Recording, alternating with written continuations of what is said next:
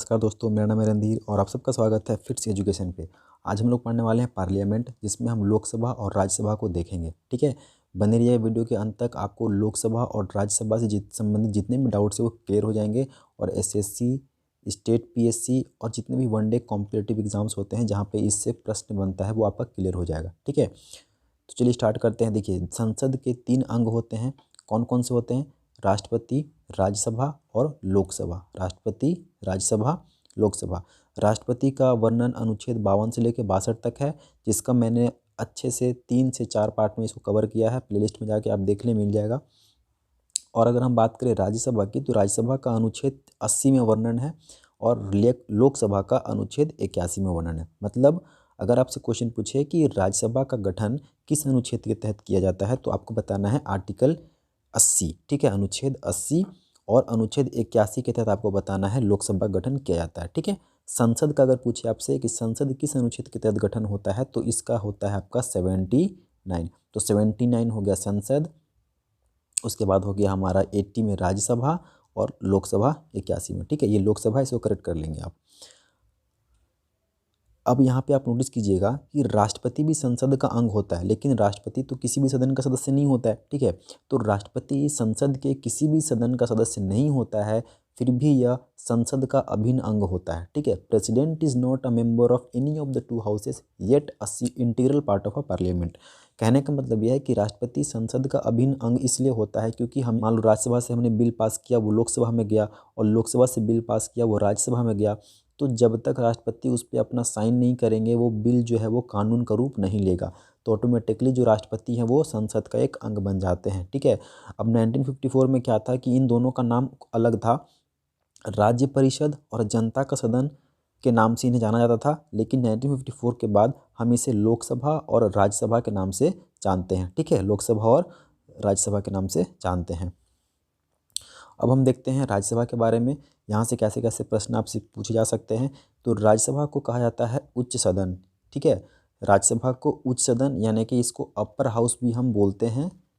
काफ़ी दफ़ा एग्ज़ाम में यहाँ से प्रश्न बना है कि अपर हाउस या उच्च सदन के नाम से कौन सा सदन जाना जाता है, तो राज्यसभा। ठीक है, राज्यसभा में राज्यों व संघ राज्य क्षेत्रों के प्रतिनिधि होते हैं। मतलब यहाँ पे स्टेट से मेंबर चुन के आएंगे और संघ राज्य क्षेत्र यानी कि यूनियन टेरिटरी, केंद्र शासित प्रदेश के प्रतिनिधि यहाँ पे होंगे। तो यहाँ से सिंपल आपको ये समझना है कि जिस भी राज्य में विधानसभा है वहाँ से मेंबर चुन के भेजे जाएंगे। तो आपके दिमाग में एक प्रश्न आएगा कि हमारे यहाँ पे अभी 28 राज्य है और 8 केंद्र शासित प्रदेश है। तो चलो ये 28 राज्य से, तो चलो विधानसभा, यहाँ पे विधानसभा है तो यहाँ से मेंबर चुन के वो आएंगे।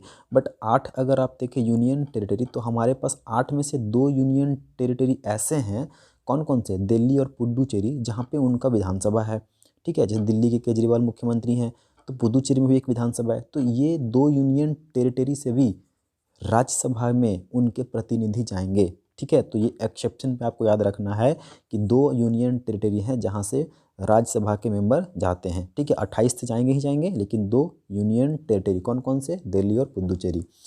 अगर हम बात करें राज्यसभा के बारे में, तो इसको कभी भंग नहीं किया जा सकता है। मतलब Rajya Sabha can not be dissolved. ठीक है, बहुत इंपॉर्टेंट फीचर है, राज्यसभा कभी भी भंग नहीं किया जा सकता है राष्ट्रपति द्वारा। ठीक है, अब इसकी संख्या की हम बात कर लेते हैं कि राज्यसभा में सीटें कितनी हैं। तो देखो, अधिकतम संख्या है 250, लेकिन 250 पे चुनाव नहीं होता है। चुनाव होता है 245 पे।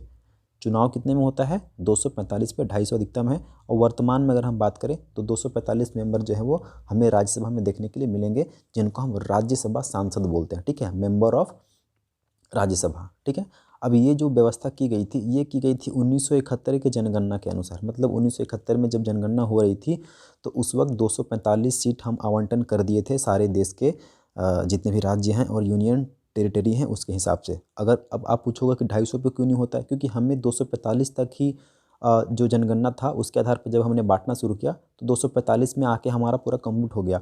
तो जब जनगणना बढ़ेगी, जब जनसंख्या बढ़ेगी, तो हम जो है फिर वो 250 पे चुनाव करवाएंगे। ठीक है, अब ये जो 250 सीट है, इसमें से कितने सदस्य कहाँ कहाँ से चुन के आते हैं?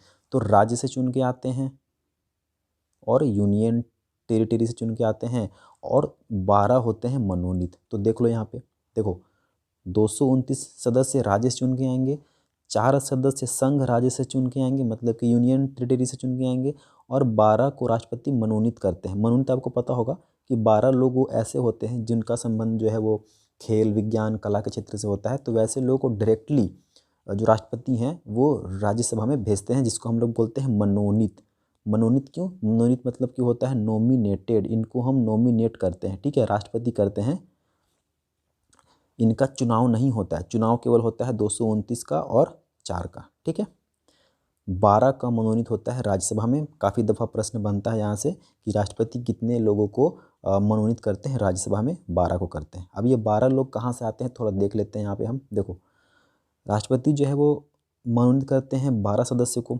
तो राष्ट्रपति 12 नाम निर्देशित करता है जिन्हें कला, साहित्य, विज्ञान और समाज सेवा, खेल आदि के क्षेत्र में विशेष ज्ञान या नामांकित प्राप्त हो, ठीक है। मतलब अपने क्षेत्र में जो विज्ञान होते हैं, जो विशेषज्ञ होते हैं, उन्हें कर दिया जाता है मनोनीत। जैसे अभी सचिन तेंदुलकर हैं, ठीक है, रेखा जो एक हीरोइन है, जो अभिनेत्री हैं वो हैं, ठीक है। तो ऐसे ऐसे जो बहुत सारे विशेषज्ञ होते हैं उनको कर दिया जाता है। अब हम देख लेते हैं कि चुनाव कैसे होता है। तो मैंने क्या बताया था आपको कि 245 सीट है। 245 में से जो 229 है, ठीक है, एक मिनट, जो 229 है वो आएंगे कहाँ से? वो आएंगे आपके राज्य से, ठीक है। 4 कहाँ से आएंगे? 4 आएंगे आपके यूनियन टेरिटरी से, और 12 आएंगे आपके मनोनीत होके। अब इसको अगर ऐड करेंगे तो मेरा निकल के आएगा कितना? मेरा निकल के आएगा 245। तो ये तो चलो मनोनीत होते हैं, लेकिन इनका तो चुनाव होता है ना, ये 229 राज्यों से और 4 जो है वो संघ शासित प्रदेश से। तो इनको चुनता कौन है? देखो, राज्य विधानसभा के निर्वाचित सदस्य, निर्वाचित मतलब कि जो इलेक्टेड मेंबर होते हैं ना वो, क्योंकि हमें पता है ना कि विधानसभा में भी क्या होता है, एक जो है तो होते हैं वो मनोनीत होते हैं। मतलब एक एंग्लो इंडियन विधानसभा में भी मनोनीत होता है राज्यपाल के द्वारा, ठीक है। जैसे जिस तरीके से लोकसभा में 2, राज्यसभा में 12, उसी तरीके से विधानसभा में भी एक जो होते हैं वो मनोनीत होते हैं, जो एंग्लो इंडियन समुदाय के होते हैं, ठीक है। तो इनको छोड़ के जो बाकी मेंबर हैं वो चुनते हैं कौन? राज्यसभा के मेंबर को, यानी कि राज्यसभा सांसद को चुनते हैं, ठीक है। तो वही यहाँ पे लिखा हुआ है कि इलेक्टेड मेंबर ऑफ विधानसभा, ठीक है। कैसे होता है चुनाव? अप्रत्यक्ष रूप से चुने जाते हैं, इनडायरेक्टली चुने जाते हैं। मतलब इनके लिए जनता वोट नहीं करती है, जनता के प्रतिनिधि इनको चुन के भेजते हैं। तो जनता के प्रतिनिधि विधानसभा में जो बैठे हुए हैं, जो विधायक हैं, जिनको जनता ने चुन के भेजा है, वो हमारे बिहाफ पे, जनता के बिहाफ पे राज्यसभा के जो सांसद हैं उनको चुन के भेजेंगे राज्यसभा में, ठीक है।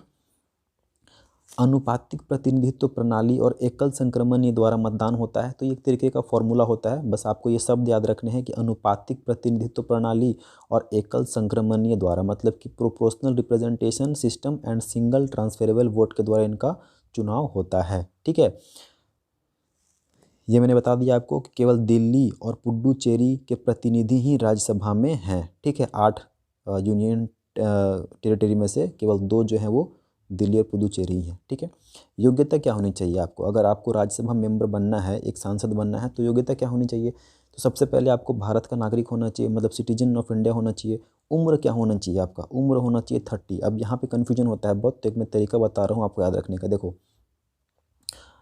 संसद के 3 अंग होते हैं, कौन कौन से? राष्ट्रपति, ठीक है, मैं शॉर्ट में लिख रहा हूँ, राज्यसभा और लोकसभा, ठीक है। लोकसभा के लिए न्यूनतम उम्र है 25, राज्यसभा के लिए न्यूनतम उम्र है 30, और राष्ट्रपति के लिए जो न्यूनतम उम्र है वो है 35। तो देखो यहाँ पे बढ़ते क्रम में है, पहले लोकसभा लिखेंगे, फिर राज्यसभा, फिर राष्ट्रपति, और फिर 25, 30, 35। तो लोकसभा के साथ आप यहाँ पे विधानसभा भी ऐड कर दीजिए, तो इसका भी होता है 25। तो विधानसभा और लोकसभा के लिए हो गया 25, राज्यसभा के लिए हो गया 30, और राष्ट्रपति के लिए हो गया 35, ठीक है। इस तरीके से आप इसको याद रखेंगे। तो उम्र क्या हो गई? उम्र हो गई 30 साल, मिनिमम 30 साल होनी चाहिए, ठीक है। उसके बाद लाभ के पद पे नहीं होना चाहिए, मतलब कि not on a office of profit. मतलब लाभ के पद होने का मतलब है कि आपको कोई गवर्नमेंट जॉब में नहीं होना चाहिए, आप सरकारी नौकरी पे नहीं होने चाहिए, ठीक है। अगर आपने चुनाव लड़ना है तो आपको इस्तीफा देना पड़ेगा। एक चीज़ और आप यहाँ पे ऐड कर सकते हो नंबर 4 पे, कि आपको मानसिक रूप से जो है वो स्वस्थ होना चाहिए। मानसिक रूप से मतलब कि आप पागल नहीं होने चाहिए, आप दिवालिया नहीं होने चाहिए, ठीक है। तो मानसिक जो रूप है, मानसिक रूप से स्वस्थ होना पड़ेगा आपको। अब यहाँ पे ध्यान दीजिएगा, मैंने बोला मानसिक, ना कि शारीरिक, ठीक है, मानसिक रूप से स्वस्थ होना है।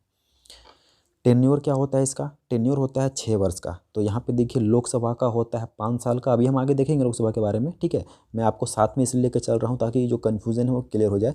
लोकसभा का होता है 5 साल का और राज्यसभा का होता है 6 साल का, ठीक है। अभी 6 वर्ष का जो कार्यकाल होता है, इसमें क्या होता है कि प्रत्येक 1/3 सदस्य जो हैं, प्रत्येक 1/3 मतलब कि 245 में से अगर आप 1/3 निकालोगे तो जो भी आएगा वो प्रत्येक 2 वर्ष के बाद अवकाश प्राप्त कर लेते हैं, मतलब ये रिटायर हो जाते हैं, फिर चुनाव होता है। तो राज्यसभा का प्रत्येक 2 वर्ष पे चुनाव होता है, सभी सदस्यों के लिए नहीं, जो सीटें खाली हो जाती हैं उनके लिए प्रत्येक 2 वर्ष के बाद चुनाव होता है। इससे पहले भी हो सकता है अगर आवश्यकता पड़ती है तो आपको याद रखना है कि कितने सदस्य अवकाश प्राप्त कर लेते हैं, 1/3 सदस्य, कितने वर्षों पे? 2 वर्षों पे, ठीक है। अब एक राज्यसभा में सभापति भी होते हैं। जैसे राज्यसभा ये है, यहाँ मेंबर बैठे होते हैं, तो इनको संचालन करने के लिए एक मंच होता है जहाँ पे एक व्यक्ति बैठा रहता है, इसको हम लोग बोलते हैं सभापति। अब ये जो सभापति होते हैं, ये होते हैं राष्ट्र के उपराष्ट्रपति, यानी कि जो वाइस प्रेसिडेंट ऑफ इंडिया होंगे वही होंगे हमारे राज्यसभा के सभापति, ठीक है। तो पहला प्रश्न तो ये बन गया आपका कि राज्यसभा के सभापति कौन होते हैं? उपराष्ट्रपति होते हैं। आइए देखते हैं कुछ पॉइंट्स यहाँ पे।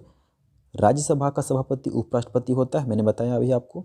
जब राष्ट्रपति के रूप में काम करता है तो वह राज्यसभा के, ठीक है, यहाँ पे क्या होगा कि सभापति के रूप में काम नहीं करता। मतलब कह रहा है कि उपराष्ट्रपति जो है जब राष्ट्रपति के रूप में काम करने लगेगा, मतलब कि कभी मान लो कि राष्ट्रपति की मृत्यु हो गई या राष्ट्रपति उपस्थित नहीं है अपना काम करने के लिए, तो उपराष्ट्रपति उनके कार्य को देखेगा। तो वो राज्यसभा के तौर पे जो सभापति का जो उनका पद था उसके रूप में वो काम नहीं करेगा, ठीक है।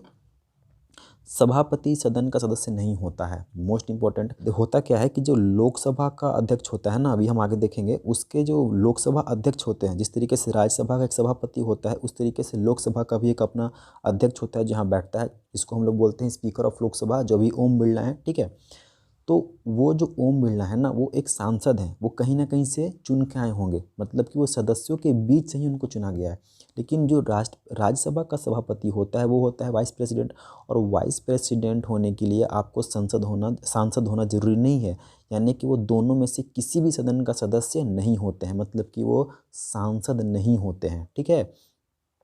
निर्णायक मत देने का अधिकार है। जैसे मान लो किसी बिल पे वोटिंग हो रही है और जो मत है वो बराबर हो गया, ठीक है, मत जो है वो बराबर हो गया है, तो निर्णायक मत मतलब कि ये जिसके साइड अपना वोट दे देंगे वो जीत जाएगा, ठीक है, मतलब कि उस बहुमत से पास हो जाएगा। लेकिन ये अपने मत का प्रयोग तभी करते हैं ना जब बिल पास हो रहा हो और मत जो है वो बराबर हो गया हो, मतलब बिल जो है फंस चुका है, ठीक है, जब मामला फंस चुका रहता है तब ये अपने मत का प्रयोग करते हैं। निर्णायक मत इसी को बोलते हैं कि जब ये अपना मत का उपयोग करेंगे तो निर्णय निकल के आ जाता है, ठीक है।